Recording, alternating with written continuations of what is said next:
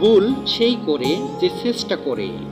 বাকিদের জীবন তো অন্যদের ভুল আর খুঁত খুঁজতে খুঁজতেই কেটে যায়। যদি আমি কিছু ভুল করে থাকি, সেটা আমাকে না বলে অন্যদেরকে বলে কি হবে?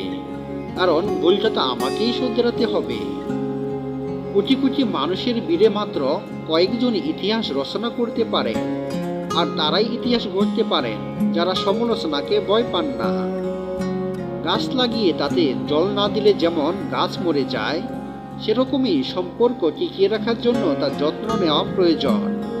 তা না হলে সম্পর্ক মরে যায়। পৃথিবীর দুটো জিনিস আজও মাপা যায়নি, মায়ের মমতার গভীরতা আর বাবার ক্ষমতার উচ্চতা। আমরা একটা অদ্ভুত সমাজে বাস করি, যেখানে ব্যর্থতার উপহাস করা হয় আর সাফল্যের প্রতি ঈর্ষা প্রকাশ করা হয়। প্রত্যেকটা ঘুড়ি জানে যে শেষ অবধি হয়তো মাটিতেই পড়তে হবে, কিন্তু তার আগে একবার অন্তত আকাশ ছুঁয়ে যায়। আমরা সবাই বুঝি কম, বোঝাই বেশি, সেজন্যই আমাদের সমস্যা বেশি। ফুল ফুটে ঝরে গেলে যেমন আর দ্বিতীয়বার ফুটতে পারে না, সেরকমই একবার একটা খারাপ কথা মুখ থেকে বেরিয়ে গেলে সেটাকে আর ফেরত নেওয়া যায় না। অন্যের খাবার ছিনিয়ে খাওয়ার থেকে খালি পেটে থাকাটা শ্রেয়। যে বাড়িতে মেয়ে বউদের হাসির আওয়াজ পাওয়া যায়, সে বাড়িতে কোনোদিন বাস্তুদোষ পাওয়া যায় না। দোষ সবারই থাকে, কারোটা জানা যায় না, কারোটা জানা যায়। ছোট ছোট ব্যাপারে খুশি খুঁজে পাবার চেষ্টা করো, দুঃখ তো এমনিই চলে আসে। ভুল করলে সময় থাকতে ক্ষমা চেয়ে নেওয়া ভালো। দেরি হয়ে গেলে আর ক্ষমা চাইবার সুযোগ নাও পেতে পারেন। যে পিতা কন্যাদান করেন, তার ক্ষমতা নিয়ে প্রশ্ন তুলবেন না। ফিরে খুঁজতে চাইলে অন্ধকার প্রয়োজন, কারণ আলোতে তো কাছের টুকরো জকমক করে।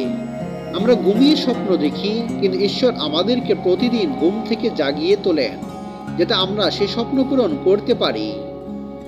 পরপর ব্যর্থ হলেও হতাশ হবেন না। কখনো কখনো চাবির গোছায় থাকা শেষ চাবিটিও তালা খুলতে সাহায্য করে। যে কথাগুলোতে ক্রোধ এবং অহংকার থাকে, সে কথাগুলি কিন্তু পরে গিয়ে লজ্জা দেয়। সবাই এখানে ভালো মানুষের মুখোশ পরে আছে।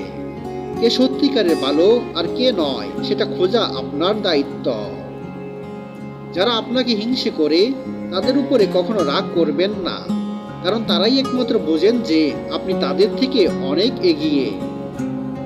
দুঃখ কিসের, প্রাণ খুলে হাসুন। সবার জীবনেই সমস্যা আছে। ভালো খারাপ তো একটা দৃষ্টিভঙ্গি। জীবনের মানেই তো হলো কখনো রোদ, কখনো বৃষ্টি। পারলে জলের মতো হয়েও নিজের রাস্তা নিজেই তৈরি করে নিও। পাথরের মতো অন্যের রাস্তা আটকে রেখো না। কেউ যদি তোমার দিকে ইট ছড়ে, সেটা দিয়ে বাড়ি বানিও, তাহলেই তুমি সফল বলে পরিচিতি পাবে।